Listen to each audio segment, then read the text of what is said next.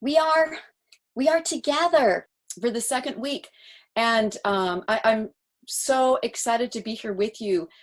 I've got some other things going on in my life right now. I'll talk about that in a minute. But welcome to all the new people joining us. This is Why Your Story Matters and How to Tell It. And welcome to the ones who weren't able to get on last week. So sorry for our technical issues, but we've really been, Robin and I have been working hard this week. And I think it's just going to be better. I think just the whole experience is going to be better. We've been having fun. We got on a little bit early because Robin and I were practicing, and all of you started chatting and telling us where you're from. And I love that. So I want to do, and we did that last week too, I'm going to do that again, but this time I'm going to ask for all the new people, I'm going to ask to find out where the people who weren't here last week. So if you're new this week, and if you live in the United States, would you go ahead and jump on and tell us where you're from? Kansas City, and somebody in Huntsville. Oh, it's so Madison, Wisconsin, Orlando, Monument, Florida, Orlando, Daytona, Toledo, Montana, Texas, Warsaw. Oh, somebody's from Alaska. Hey, Cindy from Kodiak. North Dakota, Illinois, California. Oh my, just Colorado Springs, Virginia, St. Simon's Island in Georgia, another island. Yay. Spokane, Colfax. So cool, everyone. Wheaton. Just welcome. So thrilled that you're here. Now, oh, I forgot to say, last week there were 400 of us. This week there are 732. So God is doing something. God is at work. And I'm just so excited to see what he's going to do as he brings us all together. Now, I want to see if you live outside the United States in another country, and if you weren't here last week, go ahead and tell us where you're from. BC, from Vernon, from Slovakia, Johannesburg, Istanbul, La Paz, Auckland, South Africa, Alberta, Johannesburg, Alberta, Lyon, Winchester, Oklahoma, Barcelona, Uganda, South Africa. And some of you right now it's like 3 a.m. your time. So I am so honored that you are up at 3 a.m. for this. So may God fill your soul with this time that we have together. A lot of you know that where I am in Alaska. I am on an island in Alaska, Kodiak Island. So that's where I live, and that's where we are live from today. I want to say last week people had a little trouble with the image being clippy. We addressed that problem partly this week, I think, but if you're having that problem at your end, if you shrink your image down, sometimes that helps. So that's something that might help. Australia, San Diego, Slovakia, South Africa. Oh, awesome. Okay. Our stories matter, right? Because our stories matter, those of you who were on early already know what my story is today. Right now, at this very moment, my daughter is in labor, 2 weeks early. I was supposed to be there with her. She was going to have a home birth. I was going to be there. It was going to be amazing and wonderful. She went into labor yesterday. Things are stuck. I don't know where things are right now. I haven't heard from her for about 3 hours. Oh, she's calling me. Oh my word. I knew, okay, could you guys, this is, I just for a second. Hello? Hello, you've reached the phone of Leslie Fields. All right. Answer her. All right. Do you guys mind? I'm gonna try again. Thank you. Thank you. This is real Hello, life, you right? reached the phone of Leslie Fields. No, it's going to her voicemail. So she's on the phone to other people. So maybe it's happened. All right, we're gonna keep going. I'm gonna come back. If she calls me again, I'm gonna take it. All right. Thank you guys. Thank you guys. I know. Who whoever would have thought this would happen. Okay. So yeah, our stories matter. And this day, my story is going to change. I'm going to be a grandma for the first time. It's really important for us to think about why our stories matter. Why do they matter? And we're going to be talking about that throughout the class. And it's really important that we keep exploring that question, because we'll come to hard times as we're writing. We get bogged down. Sometimes we lose motivation. If we set a really good foundation, that's what's going to keep us going. That's what's going to help us persevere. So we think our stories matter on the one hand. On the other side, we have all these fears. And I mentioned one of my fears last week, that everyone's already said it before. Like, there's nothing new. How can I say something that hasn't already been said before? And we talked about that last week. So I have a new fear to talk about for a few minutes. And I think it's one that we all face, that we don't feel qualified to write our story, right? And some of you out there, probably lots of you, have said, like, I'm not a writer. How can I do this? And some of you might say, hey, I'm not even a word person. I mean, I hate Scrabble. You'll never catch me playing bananagrams, and I've never done a crossword puzzle in my life.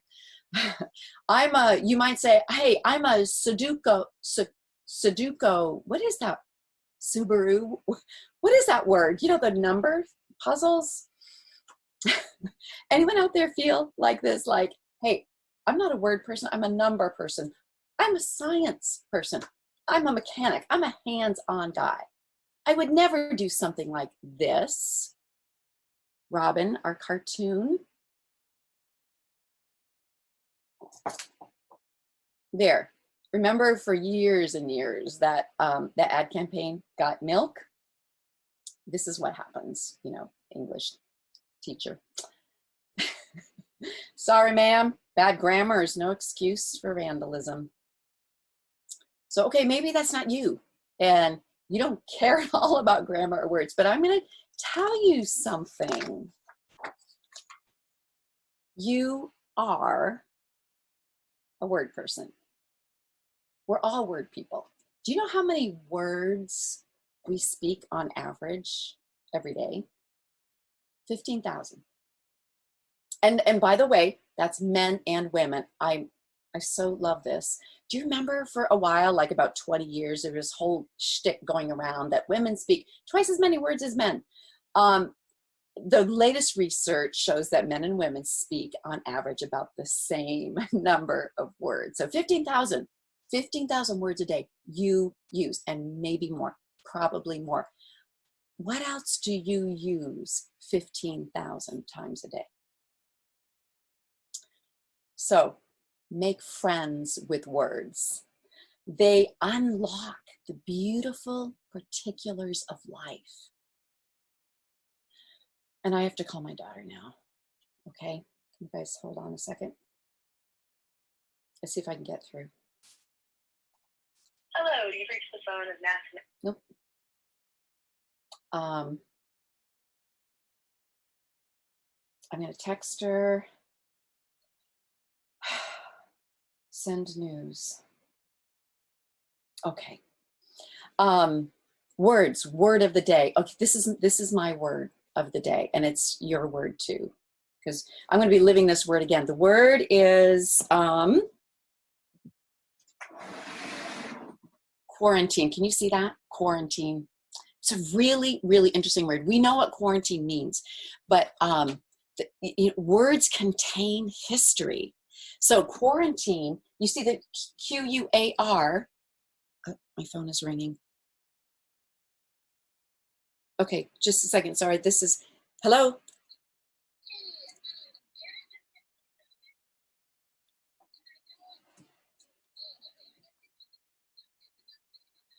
What?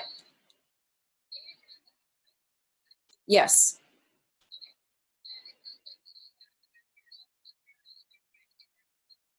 Okay. Okay. Good. All right. Great. Thank you so much.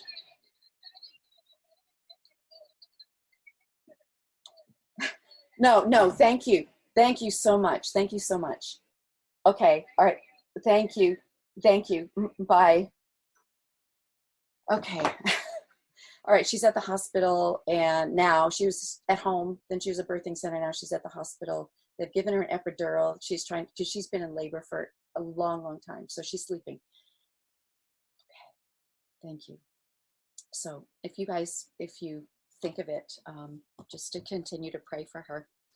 But quarantine, that's going to happen. I'm taking a night flight down to be there tomorrow, but I have to quarantine. I'm not going to be able to see my baby for however long that quarantine is. So you see the QUAR? That means 40. It's from the Latin. This whole word is from the Latin. It means 40 days. And so back in the 1300s, during the Black Plague, Venice was the first city to enact and to enforce a quarantine. And it meant that any ships coming into the city could not come into the harbor. So during the Black Plague, 1377, they could not come into the harbor. They had to stay out at anchor for 40 days. And they had to fly a special flag that showed that they were in quarantine. So Robin, show the flag here. So there it is. It's called the Yellow Jack. So they had to fly the Yellow Jack that signaled to everybody, you know, quarantined ship, you know, don't come near. And so this is really interesting to me because I live in Kodiak, in a fishing community. Kodiak is the second largest fishing port in the United States. And so we have the same rule for boats coming in. And Robin, go ahead to the next one. For boats coming into Kodiak, they are required to fly. So my husband and I were walking down at the boat harbor. And so there are boats there that have just come into the harbor, and they are required to fly the Yellow Jack.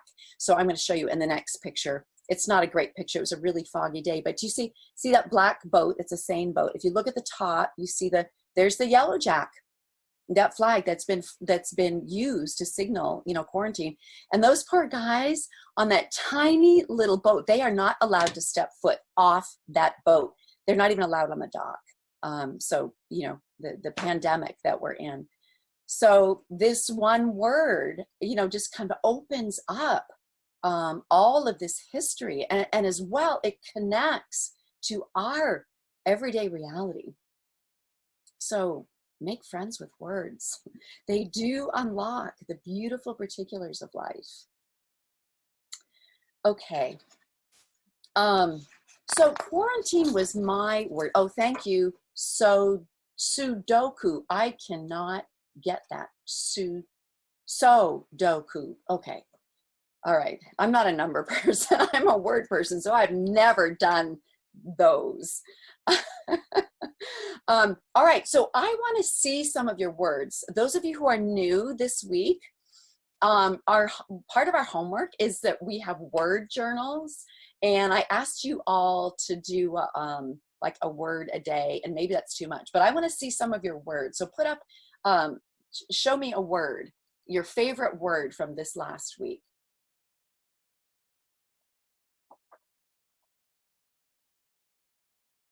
"99 new messages." Okay. Oh, okay. Flailed, charisma, courage, Ramadan, prescience, restore, largesse, braggadocio, flourish, liminal, quixotic, contact tracing. Right. That's a new phrase for us. Clincher, ubiquitous. I love that word. Mean, M-I-E-N. That is an excellent word. Depauperate. Oh, that sounds like to make poor. To depauperate, or is that to make rich? Okay, depauperate person. Whoever put up depauperate, what is that? What does that mean? I've never seen that word before, and it looks so interesting. It looks like the root is pauper. Is it on there? Falling short of natural development, is that it? Falling short of natural development? Okay, I'm gonna look that up. Soy descent. Oh man, you guys, really great words. I want to, oh, taradiddle? Seriously? Taradiddle? Okay, I want to hear taradiddle in a sentence. Wow, isn't that fun? That is so fun. Chocolate. Okay, that's not a word. That is something to be consumed frequently. Flummoxed. Depauperate. A number or variety of species. Really? A number or variety of species. I never would have guessed that. Wow, thank you, Robin. Thank you. Okay, I could just stay all day on words, but we're gonna go on. All right, thank you, guys. It was so fun. So here we are, all gathered to write our stories, but it took a lot for some of us to get here, right? I'll bet some of you were bribed or threatened, or dragged here. We do have a lot of resistance to digging into our lives and sharing our own stories. And I think it's really important that we name those fears, that we confront them head on, and so we're going to do that right now for a few minutes. We're going to just bang down that closet door and pull out those fears and hold their pasty faces up to the sun, up to the light of truth and the light of day. So I want you to take about 2 minutes, and I hope you have a pad of paper, or you certainly have your computer there. What are some obstacles that keep you from writing? Fearlessly name your fears. And you can just do 3, just however, just go right ahead, name them, write them down. We're going to take 2 minutes, and we're starting right now.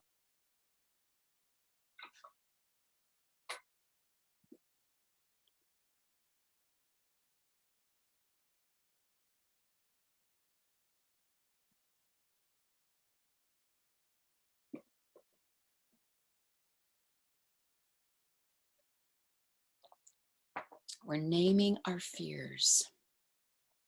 We're naming our fears.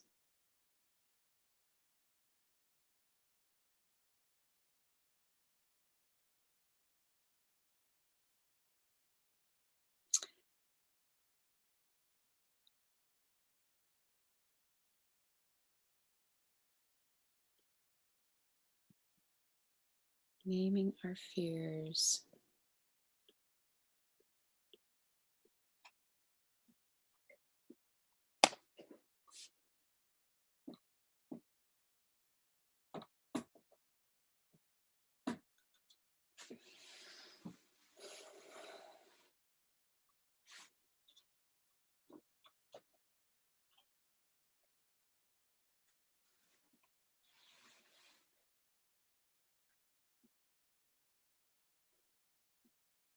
I feel like I should sing or something.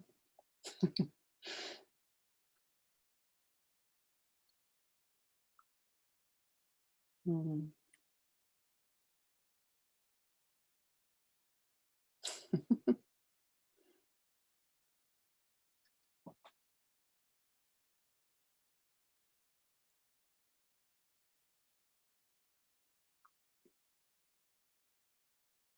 Okay, does that feel like enough fears? Did you get enough of those ghouls dragged out of the closet? You can come back to this later. So let's go ahead. let's go ahead. And now I would like to see some of those. And here's what we're going to do. Since we are such a big and beautiful class, I'm going to ask, if you live somewhere warm and tropical or semi-tropical, would you share one of your fears in the comments below?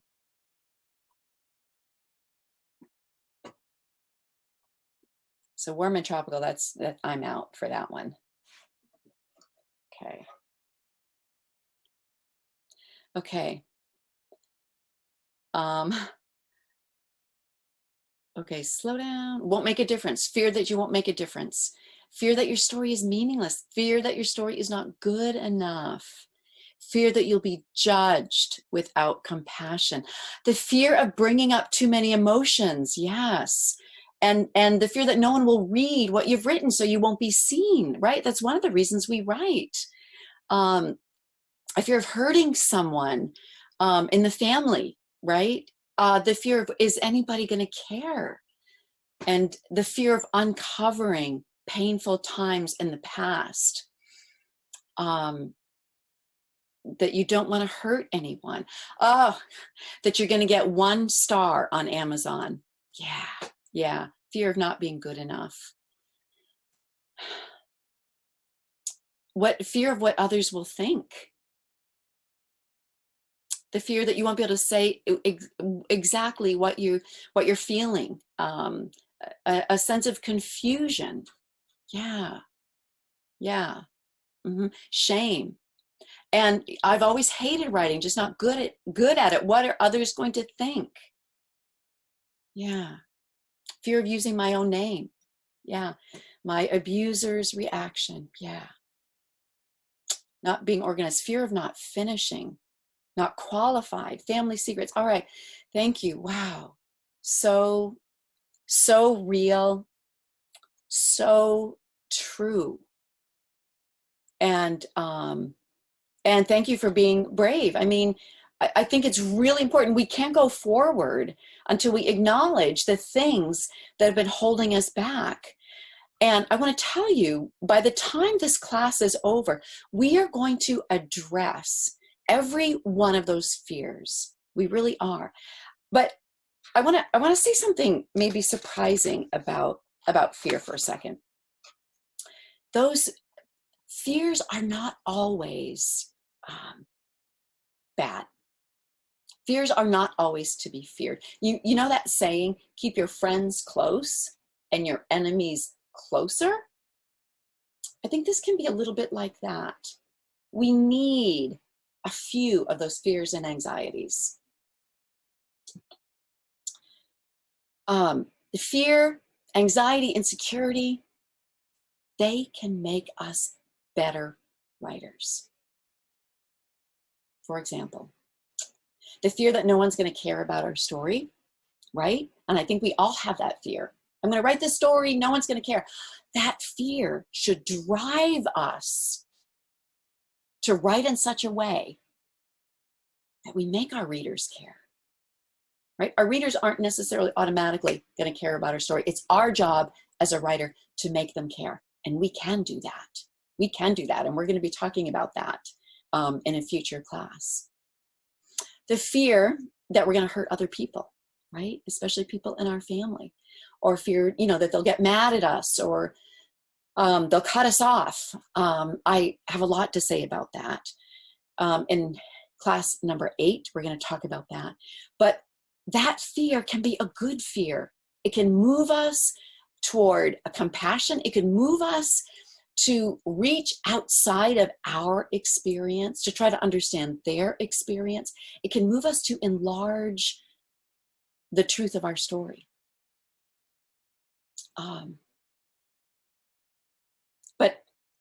But some of these other fears, we're going to crush them.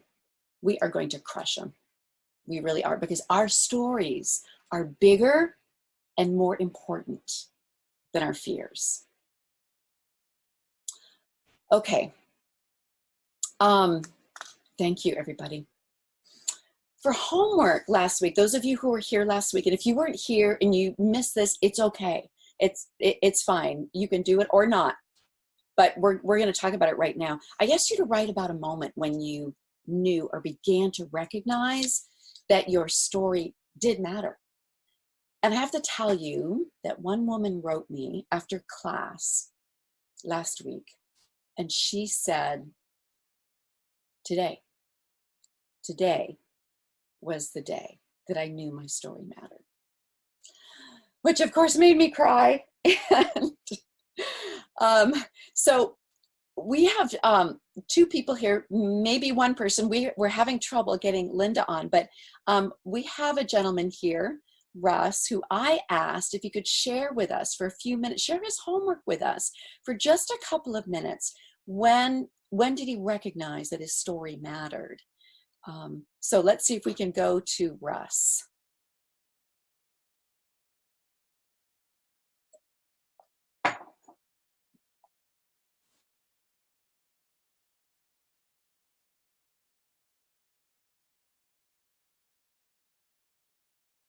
Okay,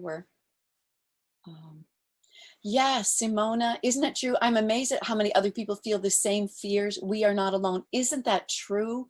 I know. I find that so encouraging because fears isolate us, and we tend to think that we're the only one, and we realize now, like, we're all struggling with this, which means that we can do it, and we can do it together. We can do it better together. Yeah. Okay, looks like we're having trouble. Robin, can you hear me? Robin is muted, and Russ is muted. Oh, there he is. Okay. I can't see you yet. Just a second. Okay. How's that? Something like There that? you are. There you are. Great. Hi, Leslie. Hi, everybody. It's so nice of you to ask me, Leslie. It's a privilege. Thank you. Well, after you wrote me that email, I thought I just would love to have you share. Okay. Yeah. And you told me, I said I was embarrassed because I'm missing a front tooth, but because the dentist offices are closed. Leslie told me that don't worry, the virus has humbled us all in some way. And so if that's the least way we're humbled, that's not bad. So that's why I look like a 6-year-old, an old 6-year-old, tooth missing. Okay, so here's part of my story when I realized my story matters, in a deeper way. So here goes. I began to realize my story matters in the hospital with the rest of the broken people, with the rest of the ill ones, with the rest of us crazy people. Where drawing was therapeutic, where exercise was counted in laps around the unit, around the nurse's station. Where group therapy sessions were times of learning. No one better, no one was smarter, no one was considered to be slow. Where sessions of individual therapy were times of spilling out emotions, thoughts, tears, gasps, or simply it was limited to a numbness where of being aware only that there was a world outside of me, nothing more. It was there I realized my story matters because no one laughed at it, because in the feelings of being disposable people, we were linked. People who tossed themselves out only to find our stories matter after all, that we matter. This is where, not for the first time, but for the most powerful time, I began to realize my story matters simply because it exists. Where telling my story could begin because I exist, because God exists. Jesus said through the Apostle Paul that because I live, you shall live also. And that just means a lot to me, that God is alive. Jesus said he came to give us abundant life, so when I was feeling not even just dead, but just not feeling anything, You know, it just felt like if I disappeared, wouldn't really matter. That, you know, if anybody noticed, you know, after about 3 days or so of my being gone, they'd be fine.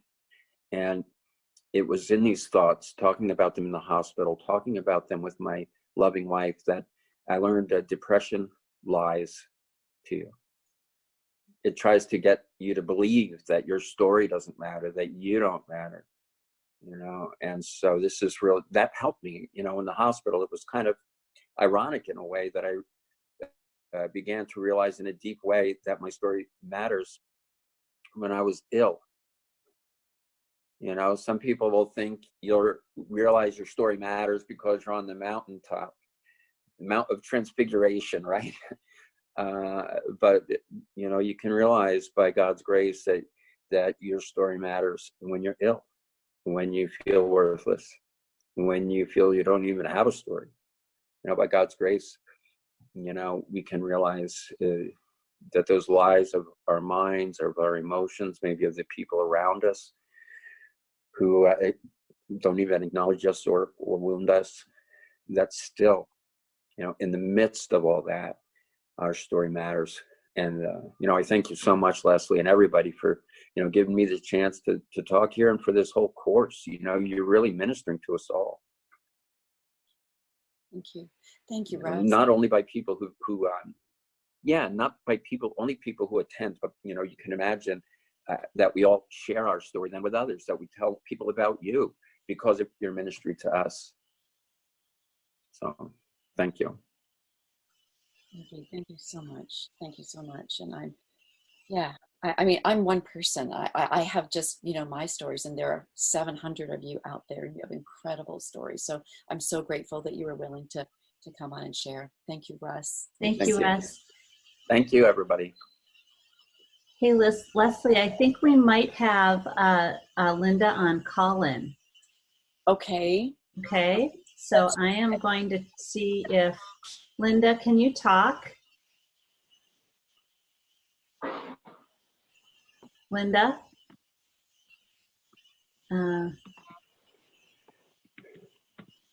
We've been emailing a little bit, and she gave me her last 4 digits, and I have one person on here who has the 4 digits that it just says call in. Is that Linda? Oh, I don't think we have I don't think she can raise her hand because she's on her phone. Okay. So. Oh, I'm so sorry, Sorry, Linda. that couldn't work. Yeah, we'll, yeah, sorry, everybody. We're trying to figure all this out ourselves.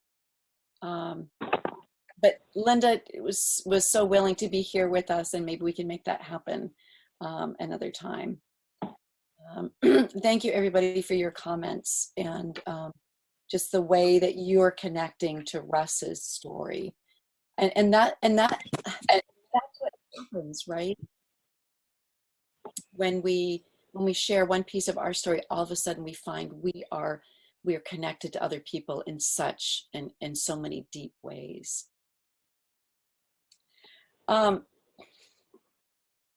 Okay, I'm losing track of time here. I want to segue now to the words, and we're still talking about why our stories matter. I want to segue to the words of a very special man who lived a long time ago. He actually hung around with Jesus for 3 years, day and night, 24/7. And he's a writer. And he wrote some famous letters and books that have been read by millions, hundreds of millions of people over the last 2,000 years. And we're going to look at a paragraph, the opening paragraph to one of his books. And this is an incredible paragraph. I, just in the course of writing this book, Your Story Matters, I found this paragraph, and I feel like, why didn't I ever see this before? But it just jumped out at me. So can we look at that, Robin? That's 1 John, the 1 John passage.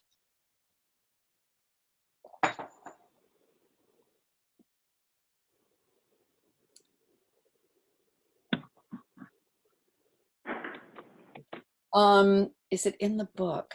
I'm not sure. Oh, Hello?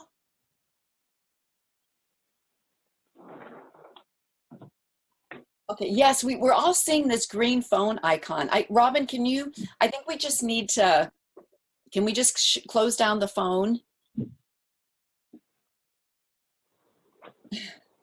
Okay, so we are on First John. So here it is. Okay, and I'm going to read it, but I would like you to read it as well. Wherever you're sitting, read it out loud, because it just helps us hear and feel the words better if we all read it together. So it's 1 John 1, 1-3. Here we go. That which was from the beginning, which we have heard, which we have seen with our eyes, which we have looked at and our hands have touched. This we proclaim concerning the word of life. The life appeared. We've seen it and testified to it, and we proclaim to you the eternal life, which was with the Father and has appeared to us. We proclaim to you what we have seen and heard, so that you also may have fellowship with us. And our fellowship is with the Father and with his Son, Jesus Christ. We write this to make our joy complete.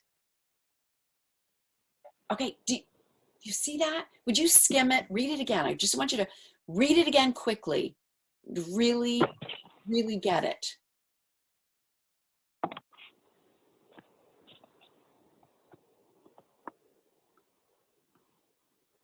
Okay, so here's John. He's been with Jesus for 3 years.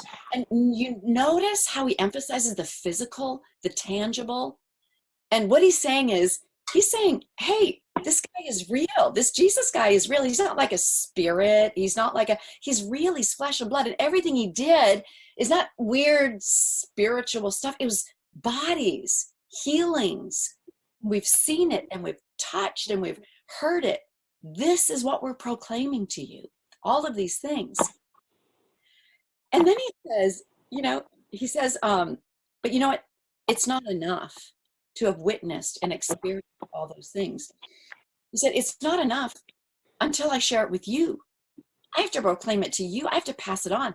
That's what makes my joy complete, right? He says, we write this to make our joy complete, passing it on to you. And John says, when I do that, when I pass all of this on to you, a couple of things happen. We are drawn into fellowship with one another. Me as the writer and you as the hearer. We are drawn together into fellowship. Then together, all of us together are drawn into fellowship with God the Father. So there's this incredible triangular community that is formed when we share stories with one another. And it's exactly the same with us. Okay, we're not John the Apostle. We didn't hang around Jesus for 3 years, right? But have we not all seen something of the divine in this life? Some miracles. Have we not witnessed something of Jesus in this life? And even if you're not sure who God is or where he is, have you not seen some incredible, inexplicable things? So we have to pass it on. And when we do, we're creating this physical and spiritual community. Robin, can we get rid of that phone icon? And we're also picking up some sound from somebody on that phone.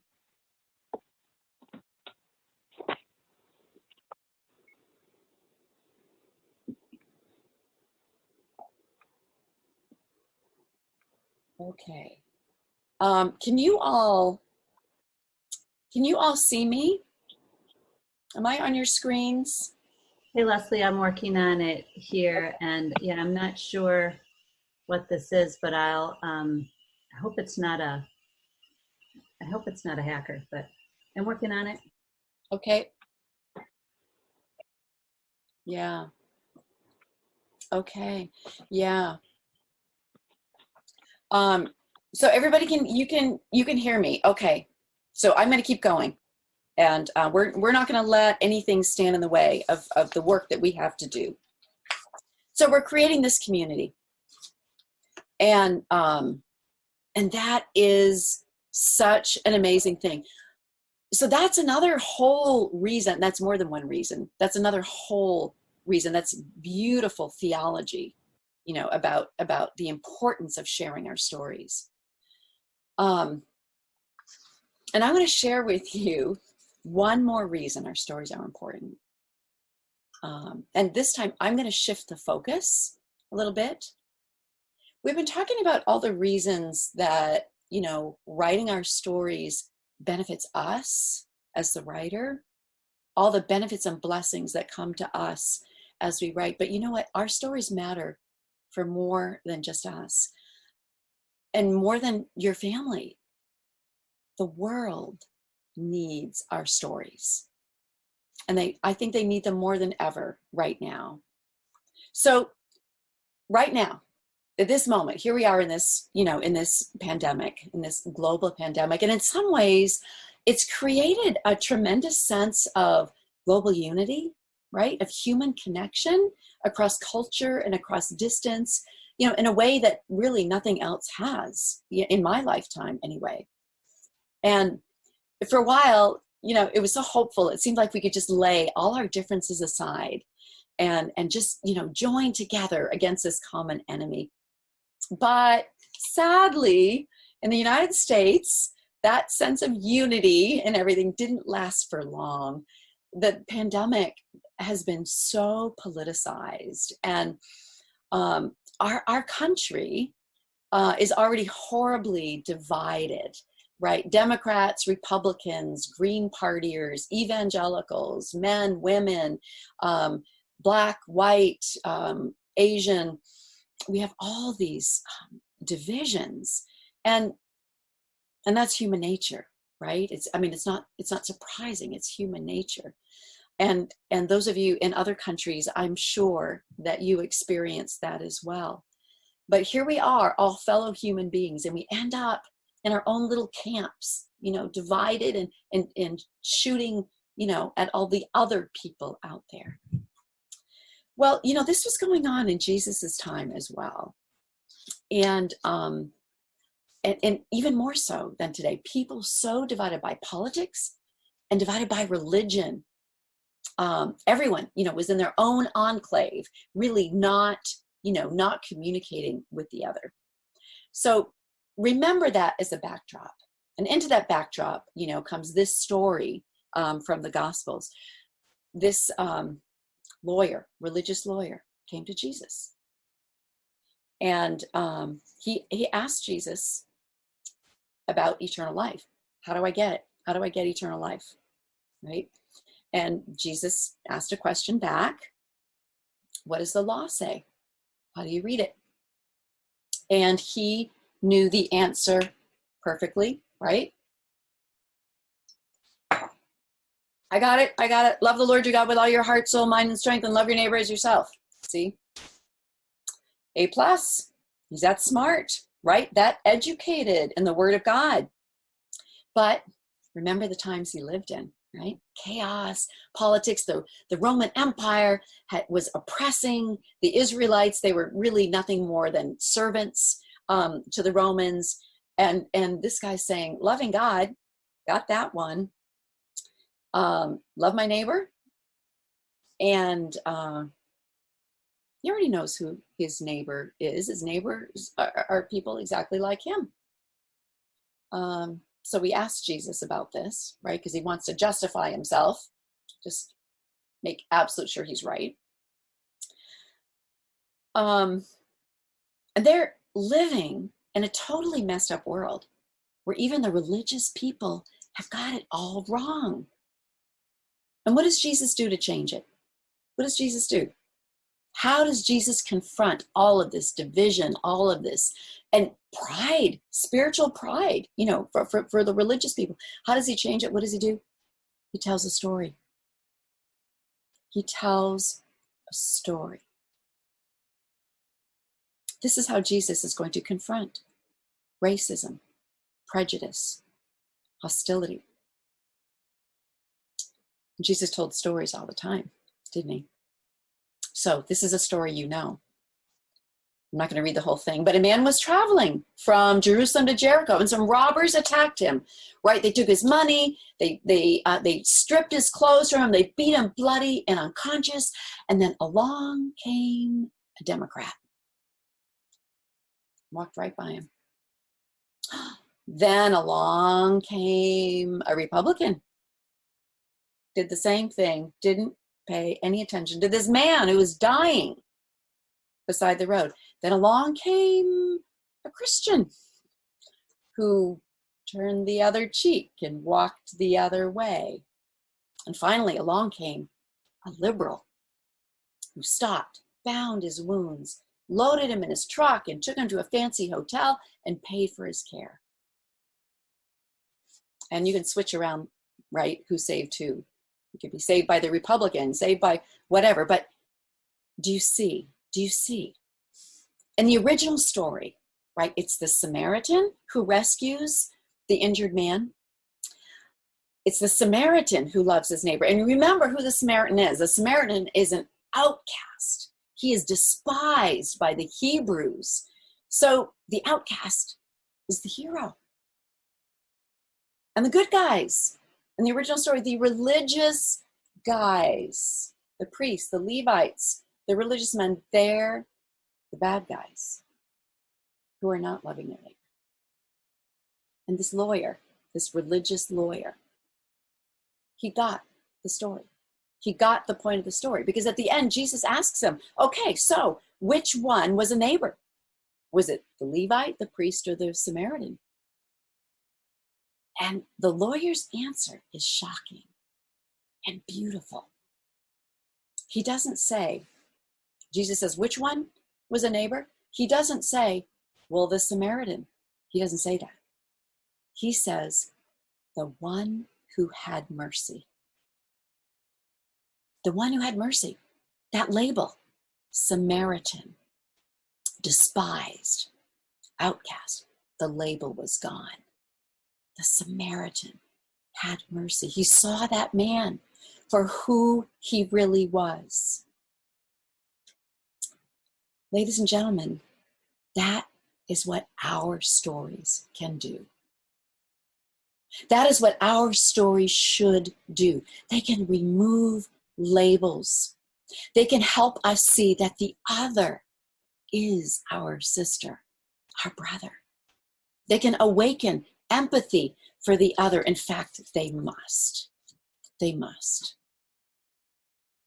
And stories are powerful because they engage not just our minds. See that lawyer? He had it all. He had it all right up here. It's not enough. Stories need, truth needs flesh and blood and bones, right? It's got to be real. Story, truth must be incarnated in flesh, just like Jesus was. He was the truth, but he was incarnated in flesh, because that's the only way we could understand him. It's the same with us. Our truths, our stories must be incarnated in flesh. And when they do that, they call upon our mind, yes, still our mind, our heart, our soul, our body, our senses, the whole person. Stories speak to the whole person. And stories can make us whole. That's why I believe in stories. And that's why we're here together. And that's what we're going to learn to do from inside our own lives. Isn't that cool? The one who had mercy. The one who had mercy. So, we're talking a lot about story. Let's read a story together. And it's from the book. And I hope everyone has a book, Your Story Matters, or that it's on its way. And I'm going to read it a little bit quickly because we're running out of time soon. So here we go. And this is, I want to say, this is by Araba Joy. And Araba is not a professional writer. She has an incredible ministry, and she writes, but she was in one of my workshops, and this is the story that she wrote.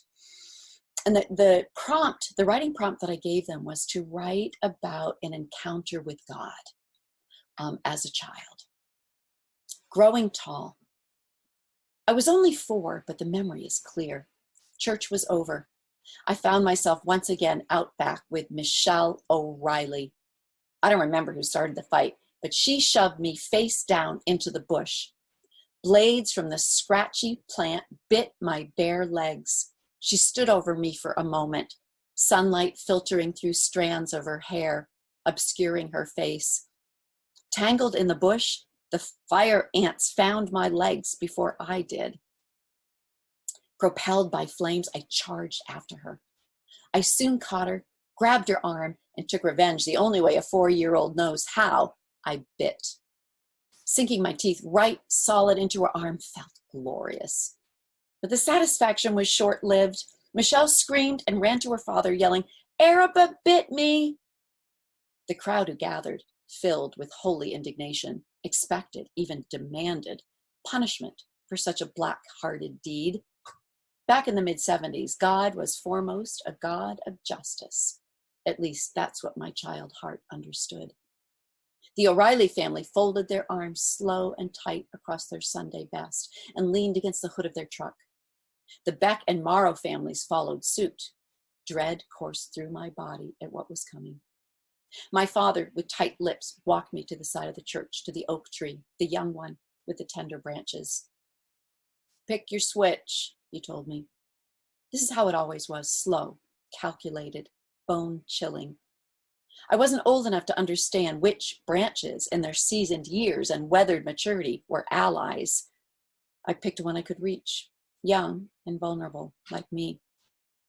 For the 3rd time that day, that holy day, my legs stung, red welts blistering to the surface up and down my thighs and calves. When my punishment was over, I dutifully apologized to Michelle and her family, face hidden in shame, before being sent to the back seat of the car. The adults still had their conversation to finish. Justice demanded that I, the sinner, sit with my guilt. Next page.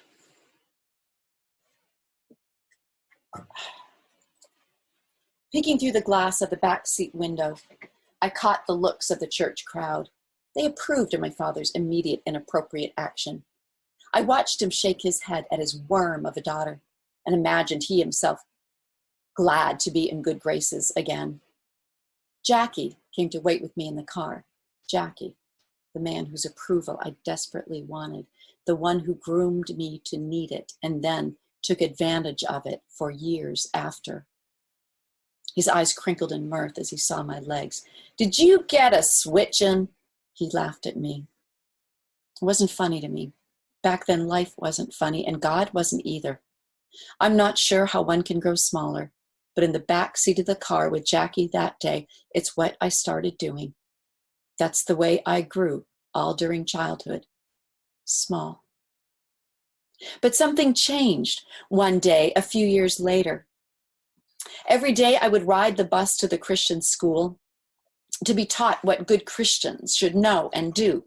I learned how to act. I learned how to do good, all the while knowing deep down I'd never be good. I was too deeply stained for that. The gospel simply wasn't for me. This day, we were traveling down Sydney Washer Road, that long strip of gravel that took us from our rural town into the big city. Mrs. Myers had the lights on in the bus, which meant we all had to be silent because she was having a bad day. We passed Janice's house with the big green pond out front. I knew the Owens trailer park was coming up soon. That's where Michael lived with his alcoholic father. 1, 2, 3. I tried to count the trees along the embankment as the bus sped down the road. Counting was a great distraction, and soon I was breathing easy again.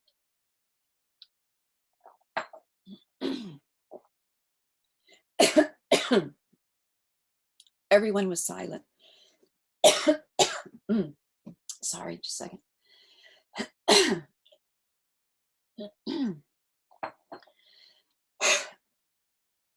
Perhaps the silence that morning provided the margin for me to hear. For somewhere around that rundown trailer park is where I heard the still, small voice. Heidi, he spoke directly to my heart, calling by my given name. I love you. I wondered at the words I'd just heard. I'd never heard them before. I didn't hear them again. That was it.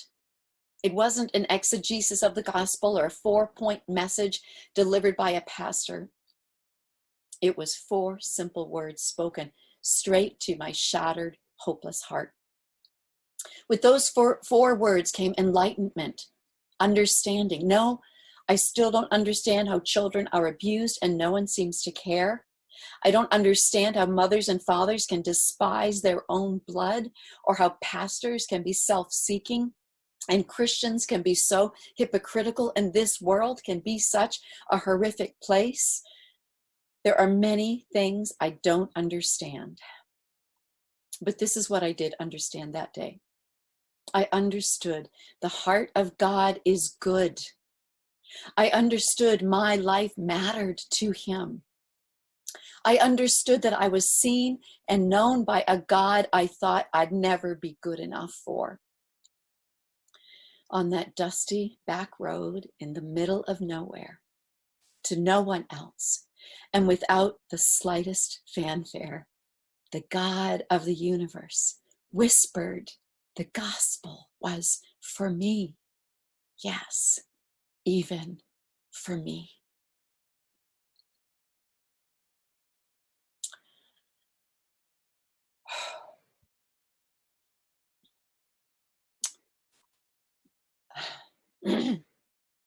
That is so powerful and so beautiful. So we are nearing the end of our time. We have a few minutes. You know what? We have 2 giveaways. Last week in our first class, I announced we're going to do a giveaway at the end of every class. And last week, I was so excited by our first class, I forgot to give that giveaway. So somebody emailed me and said, Leslie, you forgot the giveaway. So the giveaway for the first class goes to her, and that's to Wendy Jeffrey. So thank you, alert participant. And we have a giveaway for today. Robin, are you going to come on for a minute to do that? Okay. It's a giveaway. Yes, and we can only ship to US. I'm so sorry. Postal rates are really terrible. Do we have a name, Robin?